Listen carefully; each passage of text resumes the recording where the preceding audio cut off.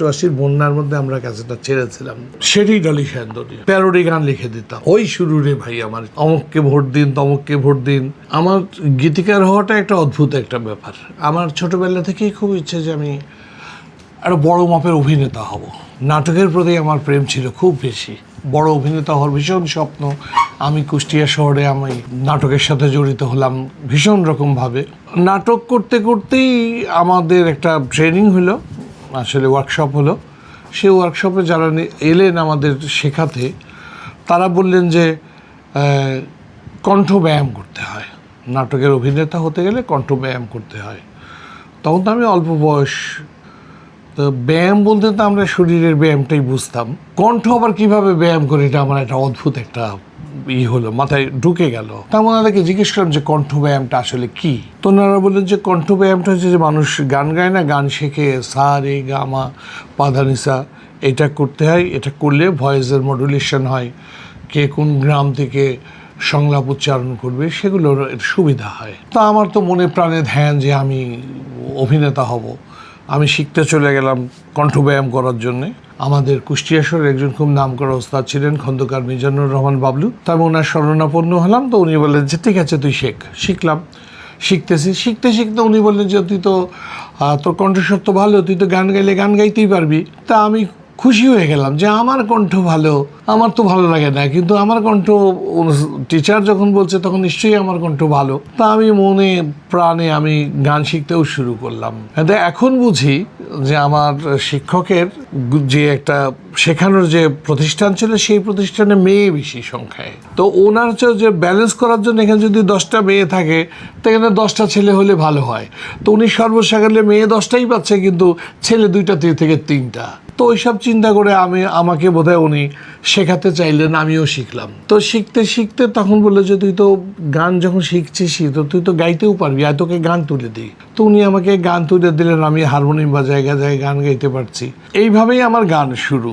তারপর আমি মিউজিক কলেজে ভর্তি হব বলে ঢাকায় চলে আসলাম 84-তে এসে মিউজিক কলেজে ভর্তি হলাম।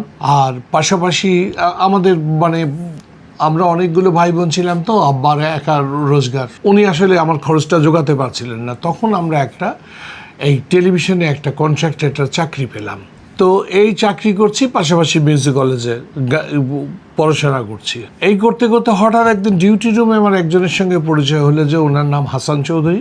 উনি গান গাইতে রাজশাহী থেকে আসছেন, উনি আসলে শিল্পী হতে চান। তখন আমি চিন্তা করলাম যে শিল্পী হতে চান আমার সাথে যাক, আমি ওনাকে নিয়ে যাই, গানের ব্যবস্থা করে দিচ্ছি। আমার তো সব বড় বড় মিউজিক ডিরেক্টরের সঙ্গে পরিচয় আছে তো বটেই। তো তাদের কাছে গেলাম। তো আসলে গান করতে গেলে তো একটা অর্থের একটা দরকার হয়। তো হাসান চৌধুরীর কাছে যে অর্থ ছিল, সেই অর্থ দিয়ে আমার মনে হয় যে গান হওয়ার কথা নয়। তখন মন ভেঙে গেল। হাসান ভাই বললো যে তাহলে কি গান হবে না? আমি বললাম কেন হবে না? শোনেন, ছোটোবেলায় আমরা তো আমার এক ভাই আবার ইলেকশনে দাঁড়াতো, আমি ওর প্যারোডি গান লিখে দিতাম। অমুককে ভোট দিন তমুককে ভোট দিন, দক্ষ দিকে পক্ষ নিন, এইসব দিয়ে গান লিখে দিতাম।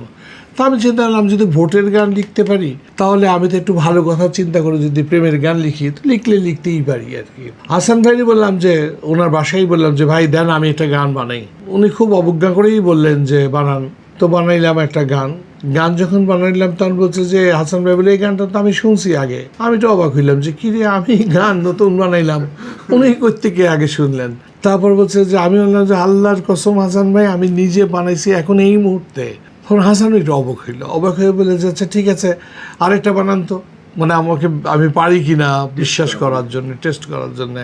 আমার না ঝোঁক চেপে গেল যে উনি আমাকে টেস্ট করছে। আচ্ছা ঠিক আছে আমি বানাই। আমি সেইখানে বসে আরেকটা গান বানাইলাম।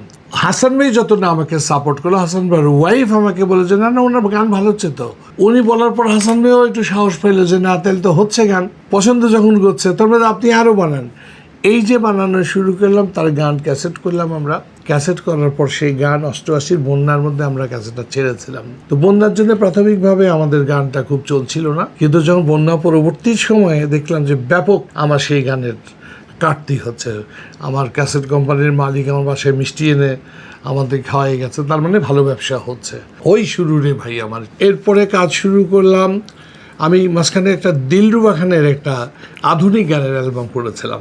দিলরুবা খানের আধুনিক গানের অ্যালবাম। দিলরুবা খান অসম্ভব ভালো গাইলেন আমার গানগুলো, অসম্ভব ভালো গাইলেন।